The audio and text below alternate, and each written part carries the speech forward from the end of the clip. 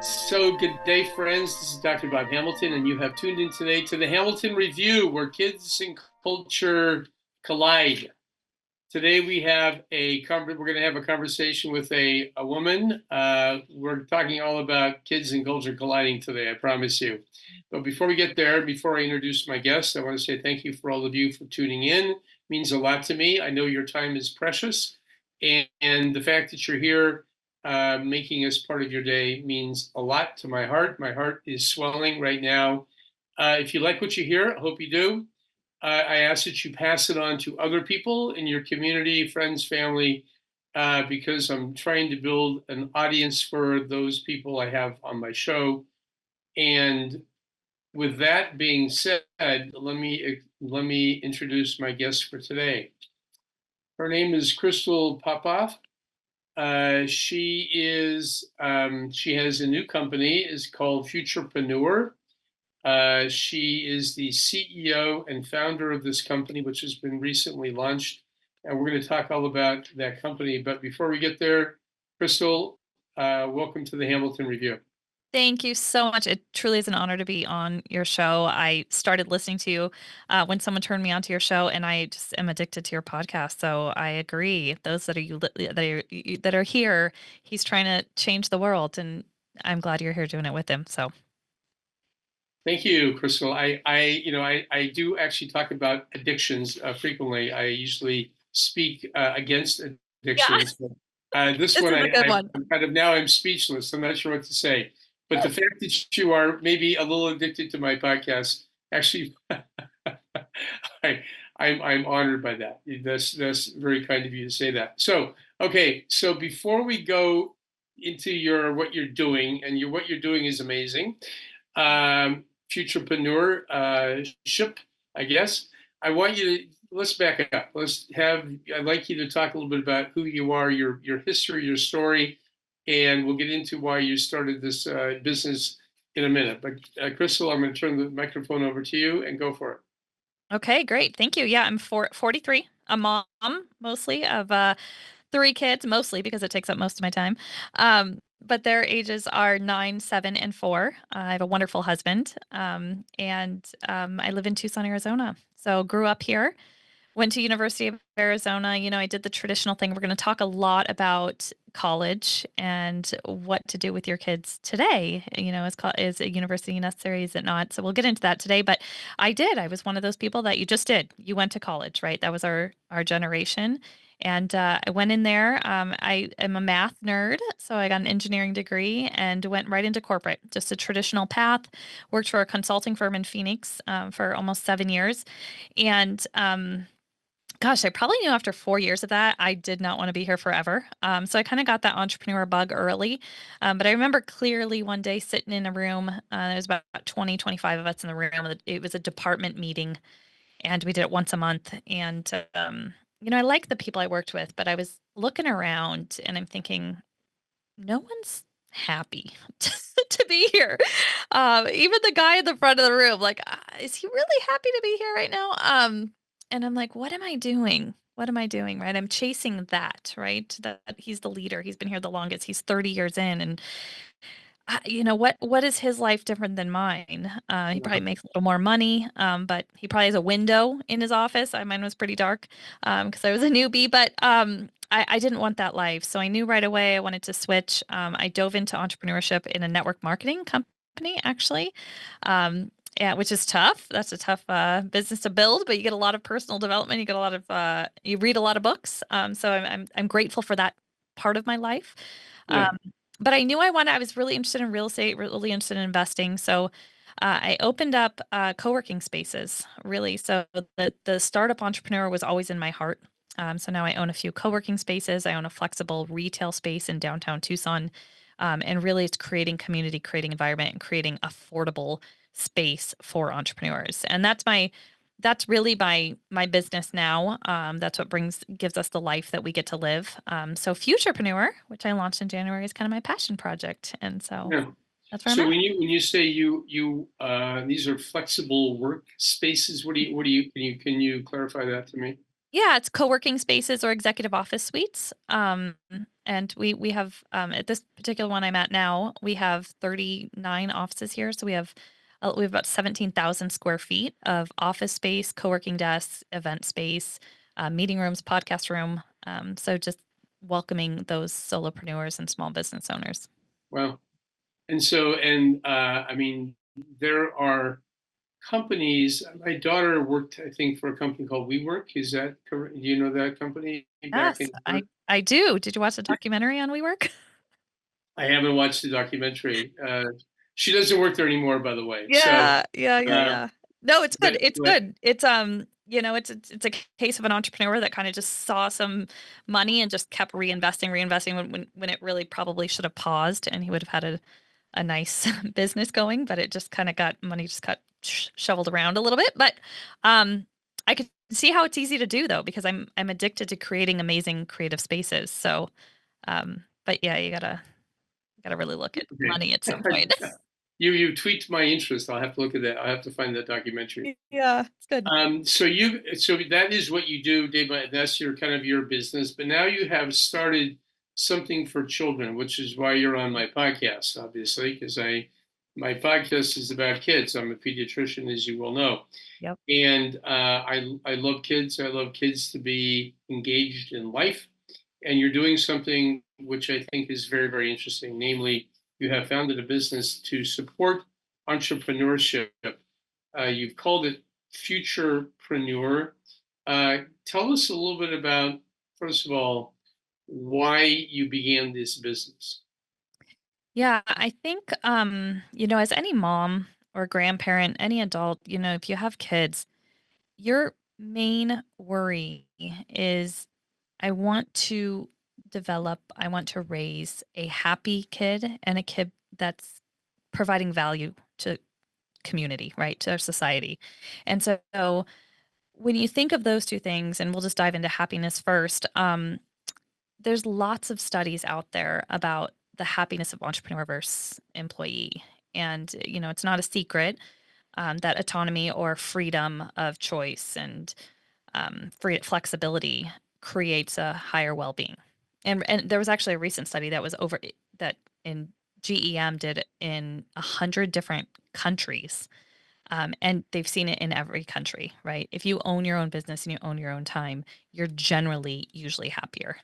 So Yeah, I started just thinking about that, and it happened for me in my life. I went from, kind of feeling stuck and working these 45 hours a week, 46 hours a week, to now I have freedom. I get to travel more. I have control over my income. Um, and I want that for my kids. So I started looking at where can I teach them. My kids were young. They're young at the time. I wanted to teach them entrepreneurship at a young age, and there's just not a ton out there. There's some stuff for, teen startups, some competitions, but how do I get my kids understanding that business, that creating process at a young age? So happiness and then providing value to society, understanding that anything worthwhile takes some grit, it takes some time to build, and it's something that we really need to start instilling in our kids now. In this society that we're in now of immediate gratification and um, quick dopamine hits, and that's kind of the world they're in today. So how do we slow that down? How do we give them a project that kind of walks them through that creation phase and the problem solving phase of starting a business?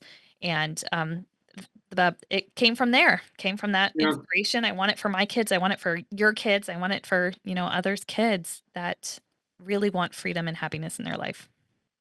So I love this, and I do think you're absolutely correct. I mean, the study you're referring to, showing a higher level of happiness and contentment. I think. I mean, I happen to my pediatric practice is my practice. I am the owner of it. I don't usually use that word very often, but I am, and it does bring me a lot of. I mean, I'm willing. I mean, as you well know, you're a business person yourself. You know that you sometimes the owner of the business doesn't always get paid. That happens sometimes in my office too. But at least I'm the backstop. So everything that happens kind of comes, either out of my pocket or out of the corporation's pocket. Put it that way.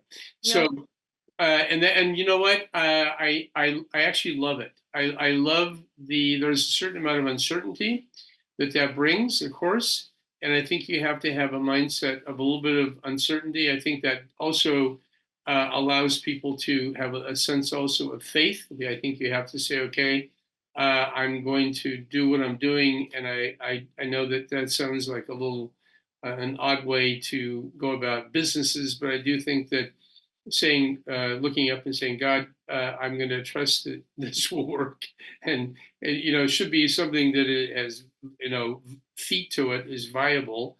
You don't do crazy things, but that has, I mean, my being a practitioner with my own company has been wonderful. I can't tell you the freedom that I have, derived by being in that position. And I'm sure you feel the same thing about what Yeah, you're I doing. No. I feel like if you want to feel the miracle of God in your life, start a business and put trust into that and pray for miracles and they happen. Like get the fear out of if you're in the works right now of doing a startup or you have an idea and you want to go into business and you have passion about it, giving and we won't go down a religion path here, but I'm saying that miracles have shown up and intuition has shown up that I know didn't come from my educated mind. Like, I know that what came from somewhere else. Yeah. And so, kind of like having a baby. If you're a mom, you had a baby, you're like, I now am, if I wasn't a believer before, I'm a believer now because that little precious thing just came out of me and I don't know how that happened, right?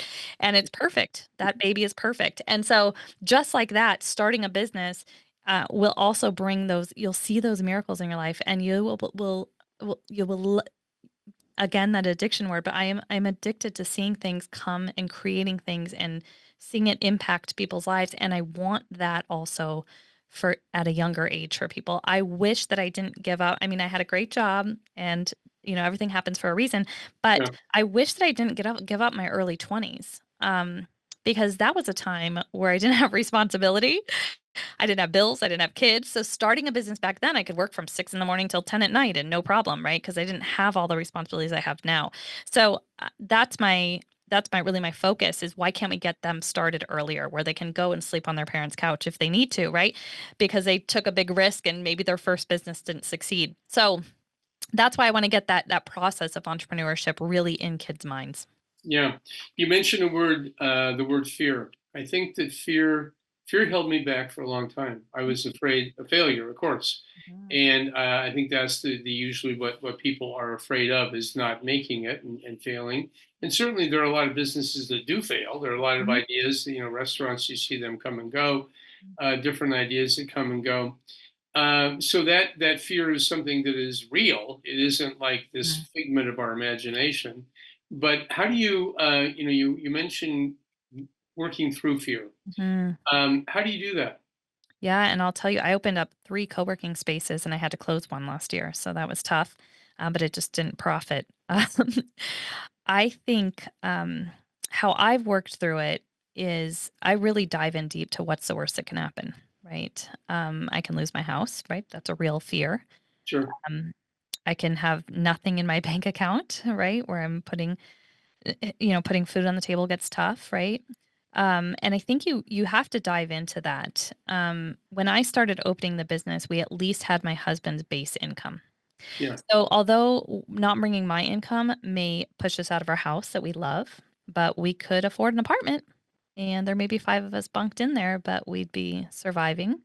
I also know myself to know that if something fails, I'm going to keep going until I find something that succeeds. And so my number one advice for people that are opening business or they're looking at entrepreneurship is there's a book called The One Thing, and it says to really focus on the one thing. But I am going to go, and it's probably counterintuitive, but I think you need multiple streams. Now, whether it's multiple streams in your company, like different customer pots, what I did is just open up multiple locations, like bam, bam, bam, right? I opened up 4 in 3 years. So, Wow. yeah, and then I could and I just didn't stop, and I did not pay myself. I was definitely going under, right? My employees got paid, I didn't, but we just kept opening, and then the ones that rose to the top, we shut down the ones that weren't making it or were breaking even, and the ones that were really profitable, we kept. So I'm down to 2. 2 locations, my retail space, and then we just expanded the large one. So I would say getting out of that fear, it's almost like you've got to keep going fast. I have a lot of faith though, that I'm going the right direction. I'm going to get the right message. So, but that's just me. If you're not someone that prays and listens to that, I would say keep going. Don't put all your eggs in one basket. How can I get different pots of money coming in so I'm not relying on one? So then the economy goes down a little bit, and you lose that one, right? So the the way that you can spread out risk will help also lower fear. Yeah. Yeah, that's true. Hmm. You were fortunate to have a husband who was working. That gives you at least a little bit of a backup, so you're not, that you are not the sole person, responsible. Okay, so I want to get into your business. It is called um, Futurepreneur, and you're talking about young children here. So go ahead and How give does us it work? your promo for Futurepreneur. Why should I be interested? Why should the people who are listening to this conversation be interested in this? Yeah, I mean, we're targeting young, so like ages really 5 or 6 through 15. We have 3 different levels, and we're on a subscription model. So you sign up for a subscription, and your child receives in the mail a business in a box. So that business may be manufacturing and selling slime. And for those of you that are audio, I'm sorry, but I'm holding up one of our business booklets here. But in the mail, they're going to get the complete business plan. So the manufacturing challenge basically goes through the manufacturing process from, creating an idea, design, making a prototype, testing your prototype, then manufacturing in bulk. And then we get into product pricing. There's a lot of, math in business. You got to understand numbers and what you need to sell it for, and then marketing and sales. So each business is a little bit different and emphasizes a little bit different area in business. It's Sure. depending on which kit they got that month. But they get some tools as well. So they've got some tools in their hands. They've got a business booklet, and then we do have video modules to help walk the kids through it. And those video modules are done by older kids. So it's kids kind of walking the kids through this business plan. Very And cool. yeah, yeah, it's really fun. It really gets them thinking. It gets them off of screen Yeah. time, right? I mean, we have video modules, but they're doing the work. And it's something, especially parents, I think we've lost that time sometimes with our kids because of the cell phone age. And if you own a business, you're working 7 days a week.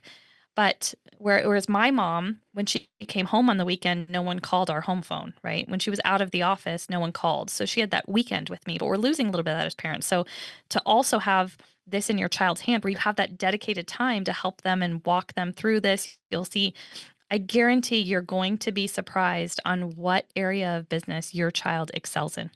Some Yeah. kids will just really excel in marketing, and you'll be able to get that and flourish that. And you're just going to be so proud of them at the end.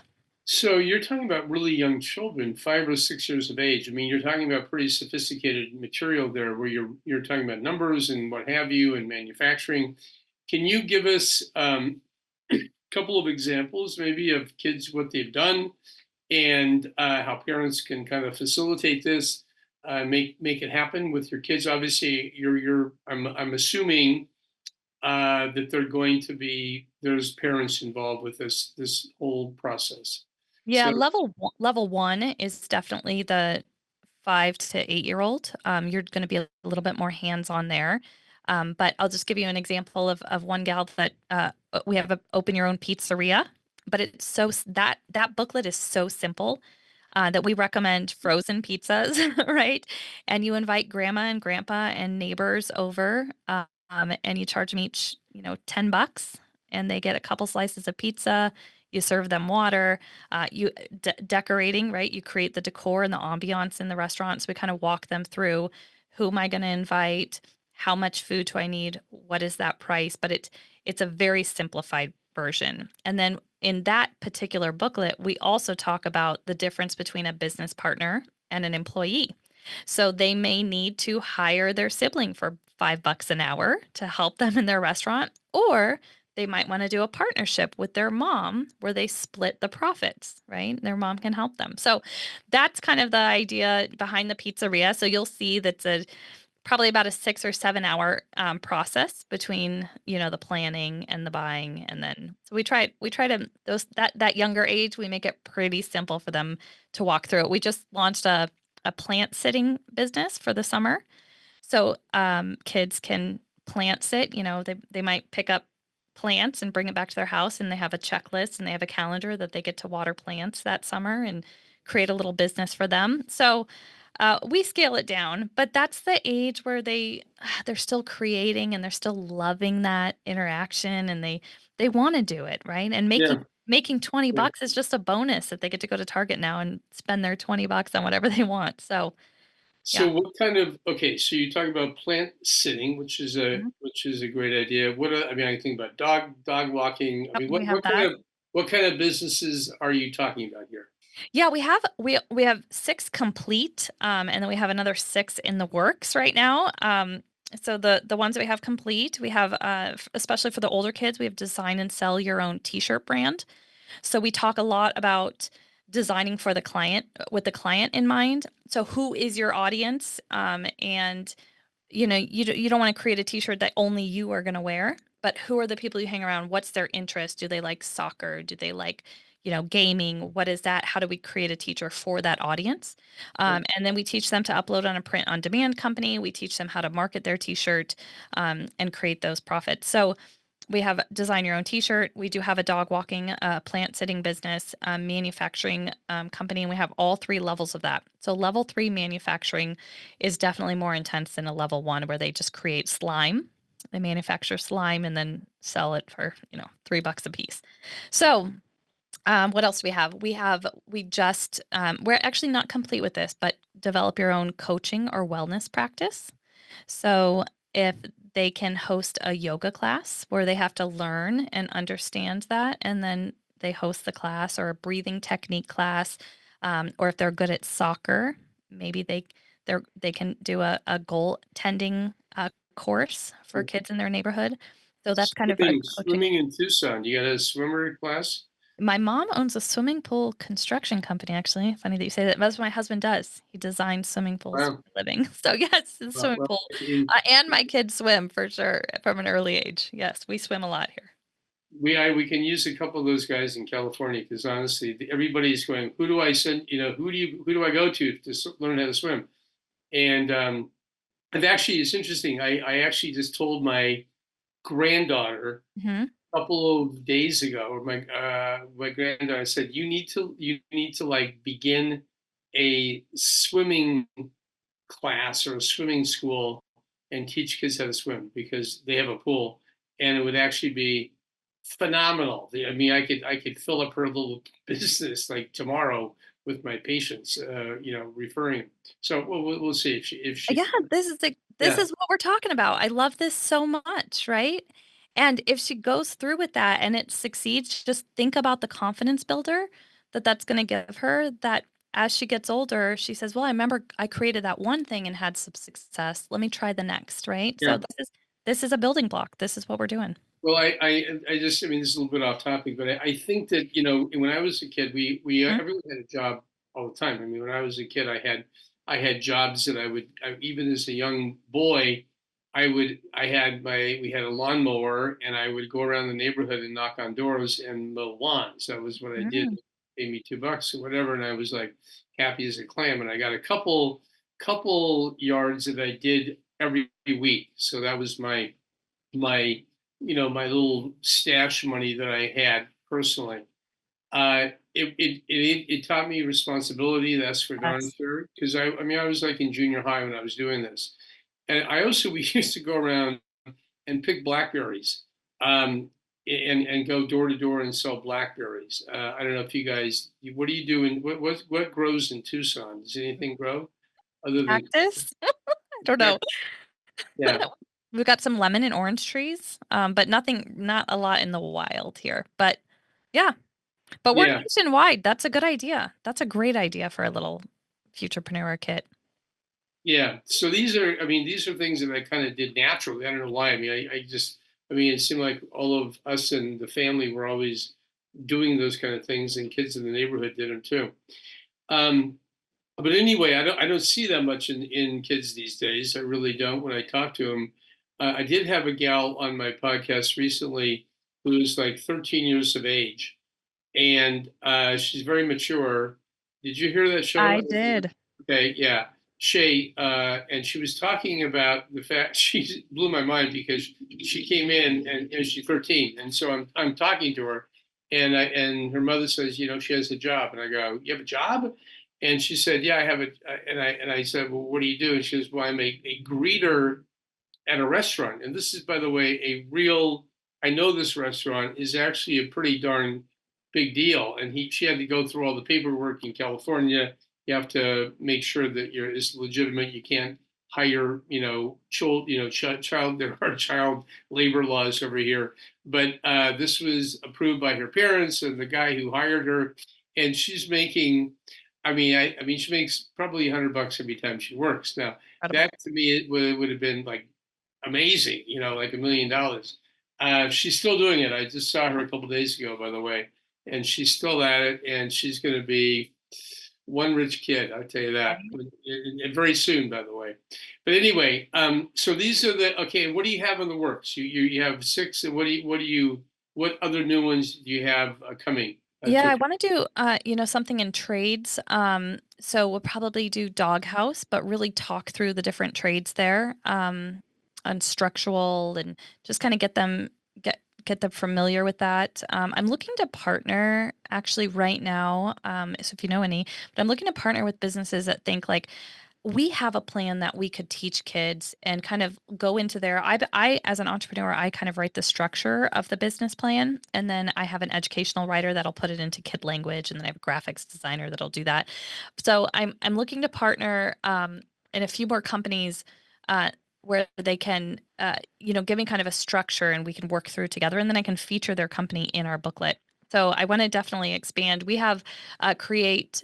You can do a lot with AI now. So really teaching them, you can create your own coloring book and selling it. So we can do a lot of creative things like that, which partnering with AI, which we're just getting into right now. But we have about a list of 12, and we'll start to evolve there.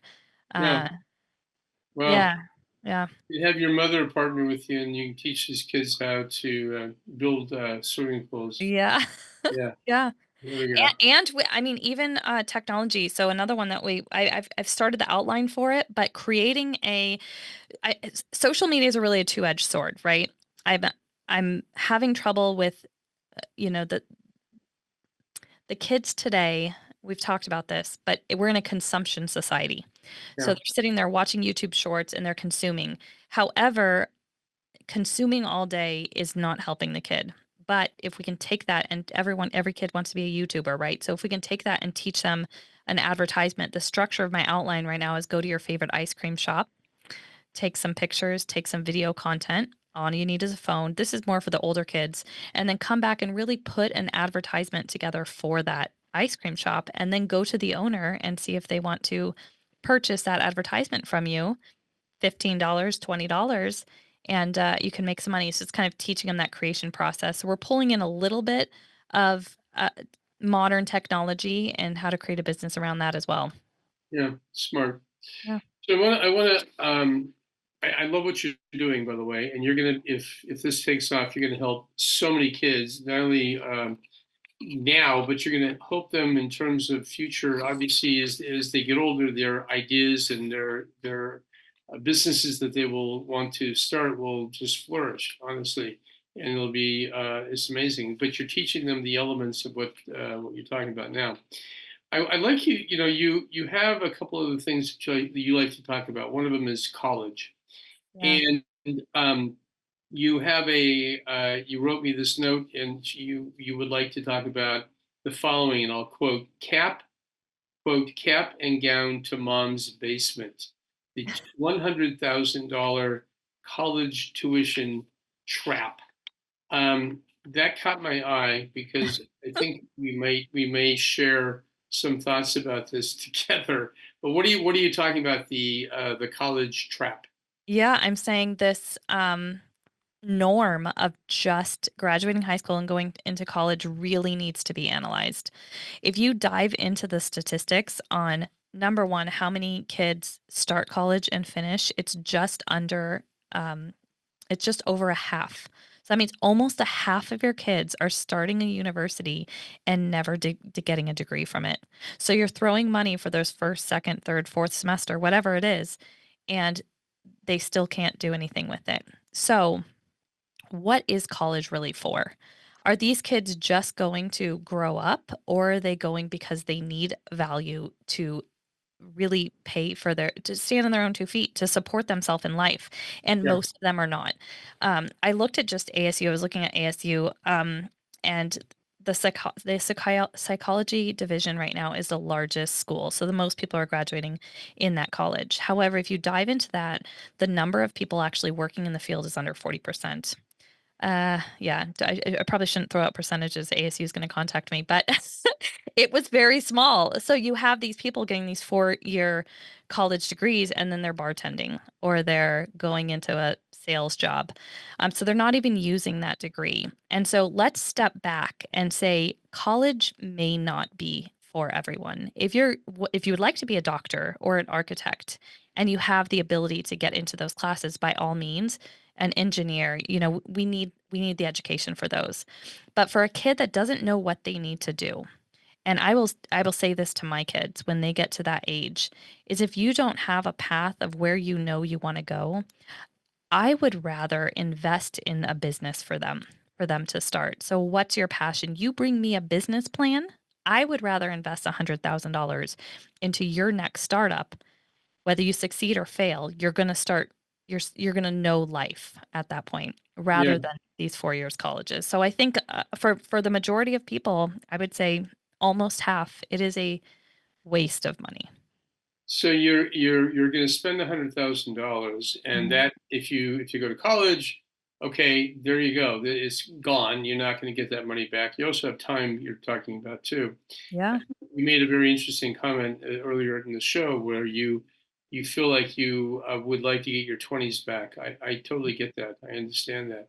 Other thing too is if you do give your kid or you help your kid and you end up loaning them or giving them $100,000 for their startup and it fails miserably, you're out $100,000. Well, you were going to be out $100,000 anyway exactly. because your college they don't reimburse you if you don't get a job in the field that you majored in. I can tell you that Yep. for a fact. Well, the So, other thing about college that's happening right now, and I have a niece that's in college right now, and I was helping her sign up for her first classes, and we know that half the kids don't finish, right? Just under half the kids don't ever finish college. But the first few years are really gen eds.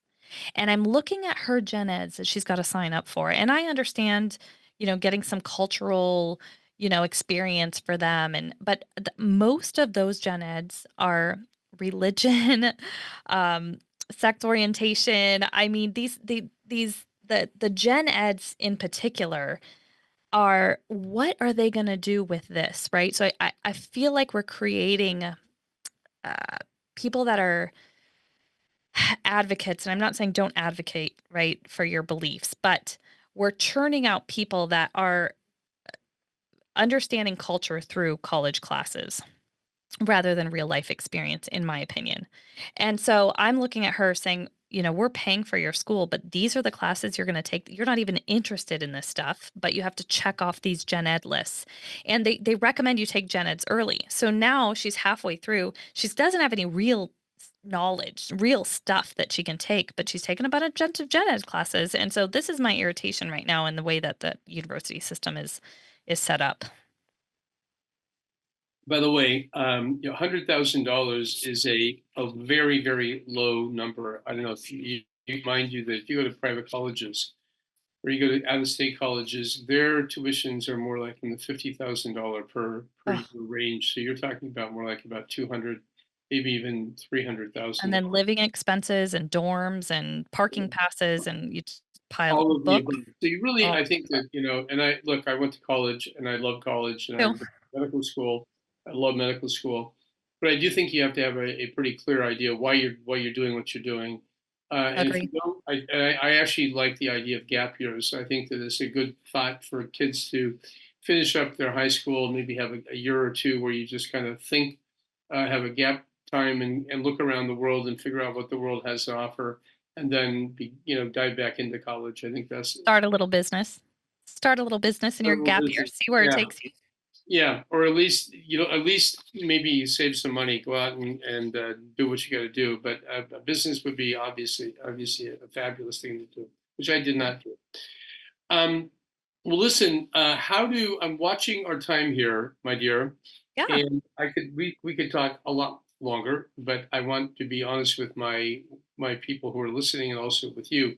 How do people find you in this futurepreneur endeavor? Where are you at? Yeah, I mean, I'm all over social. Probably my personal page is best to follow me. So it's Krystal Popov with a K, Krystal Popov, as in Victor. But also, I have a little gift for your audience. We have a website, teachyourkidstodream.com. So teachyourkidstodream.com. And I gave all the freebies of how to get them started. So we sell our business plans and our businesses in a box. But to start that, get them, visualizing what they want in life. So we have a visualization kit. We have a conversation cards for entrepreneur conversation cards to kind of strike up. Let's see where their interests are. We have some confidence boosters, so little things to put in their lunchbox or lunchbox notes for kids. And then we we end that with an action guide. So put their vision into action. And we give all that away for free on teachyourkidstodream.com. So that's for you. So teachyourkidstodream.com. That is your little freebie little website. Okay. And how do they find okay, now how do they find you? You're on Futurepreneur. Can you spell that out for us? Yeah, Futurepreneur, FUTUREPRENEUR.com. Okay. Just like And this. yep, that's our website. Yep, perfect. And that's how you find you. Well, listen, friends. Well, first of all, Krystal, thank you so much for Yeah. taking the time to be on the podcast today. I appreciate you. You're doing good work, and honestly, I pray that many people will actually look into what you're doing. This is a very, very positive thing, and anything we can do to get young kids, boys and girls, and the teenagers too, off of social media and doing something and creating something on their own is a plus, a big plus in my mind. So thank you for what you're doing. And friends, thank you for tuning in today to the Hamilton Review. We've had a great conversation with Krystal Popov, Popov, and her new company, Futurepreneur. Check it out. And for all of you who are watching and listening, I want to say thank you. Until next time, be well. Bye-bye. You have been listening to the Hamilton Review, where kids and culture collide. Thank you for allowing us to be a part of your day. Tune in again next week on Apple Podcast. Rate and comment and tell a friend.